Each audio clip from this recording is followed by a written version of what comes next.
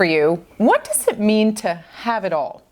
It's kind of a controversial topic or question, and I really think it depends on how you look at it, and I want to take a look at it from a different angle today.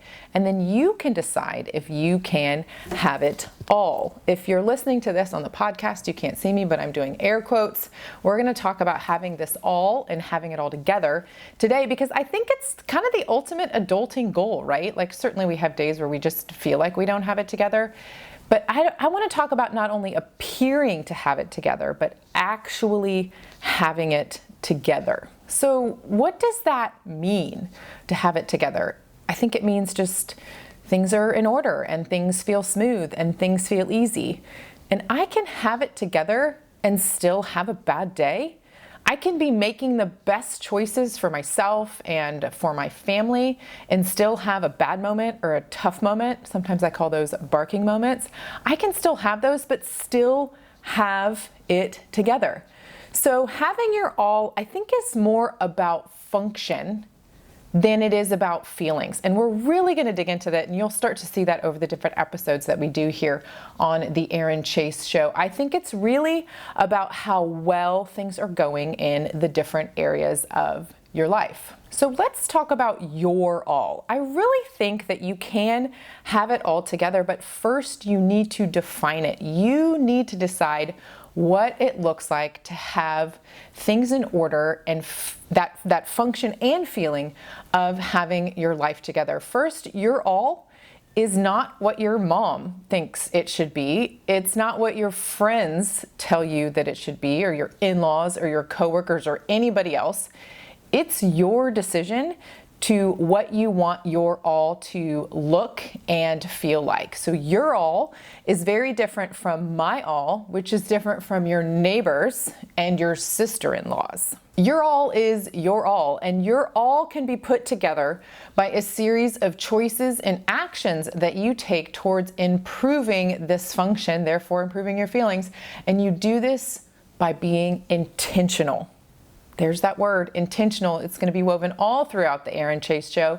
And in this first episode, I want to dig into the intentionality and how to use it to define and therefore live within your all. So quickly before we dive in, I want to let you know that your all is going to change as you move through the different phases and seasons of your life. My all when I had little tiny toddlers is very different from the all that I have right now in my life. My all at that point was basically just survival mode and like trying to get a shower in a couple times a week.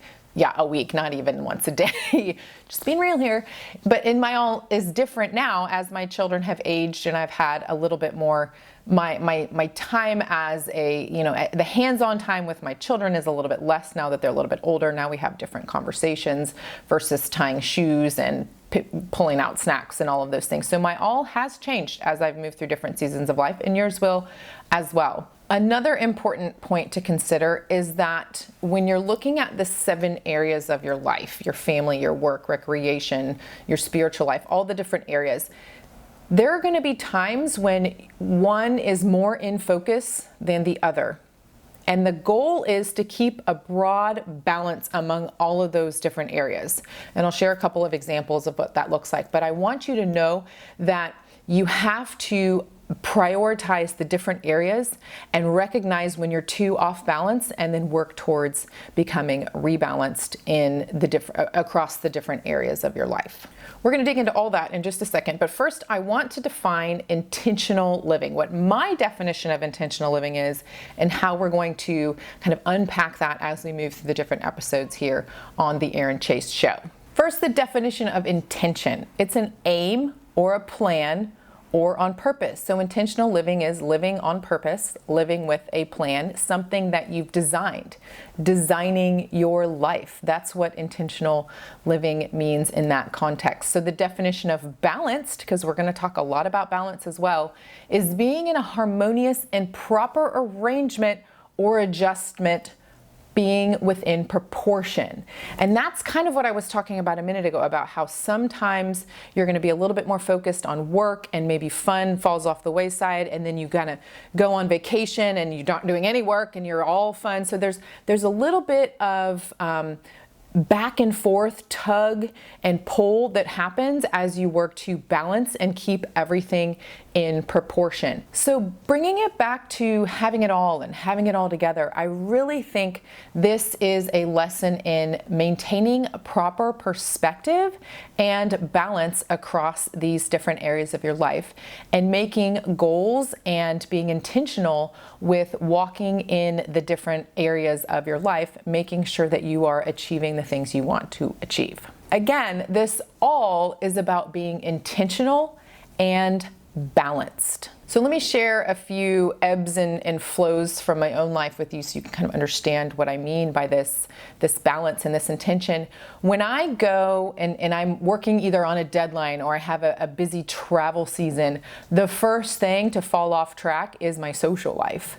The things that are happening in my local community with our school or our church or my friends, that's the first thing that falls off track when I'm in a busy work season.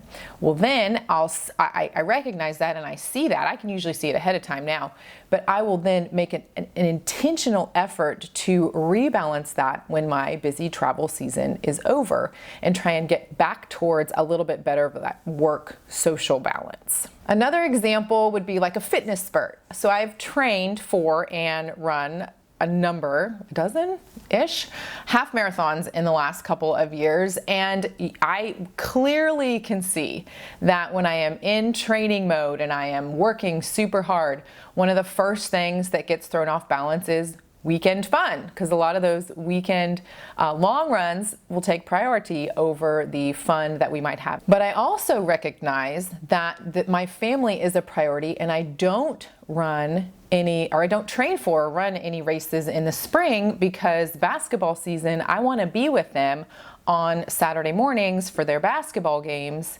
And so I don't want that tension of, do I go on this run and miss their game? So it's all about that balance. I'm intentional about when I'm going to plan for and train for and run these runs, so that it's not creating these direct conflicts. And then of course I'll go back into training later on in the year when I have a little bit of free time and it's not butting up against the kids' schedules per se. Those are just two examples of kind of tensions that exist and balancing that can happen. But if you're intentional about it and you recognize it and you see it, whether it's in the moment or you can see it coming ahead, that's going to help you in making the best decisions for what's best for you and helping you accomplish the things that you want to accomplish, and ultimately helping you kind of achieve that all. So before we get to the think, feel, take action part, we have those in every episode here of the Erin Chase Show, I want to share with you 3 simple, practical ways to start making steps toward having your all. Now, one of those ways, it's not actually one of the 3 ways, is going to be to keep listening and watching the episodes of the Erin Chase Show, because we will continue to dig in and unpack this across the different areas of your life. That's the whole purpose of the show, is helping you to live that intentional and well-balanced life.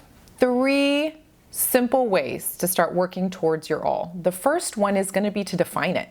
Whatever you want it to be in this particular season of life, I want you to write it down. Number 2, say no more often. Delete things from your phone, remove things from your physical life, from your schedule, whatever it might be. Start to say no, because that's going to help you make sure that things that you're working on are aligned with the purpose and the definition of your all that you have just written down.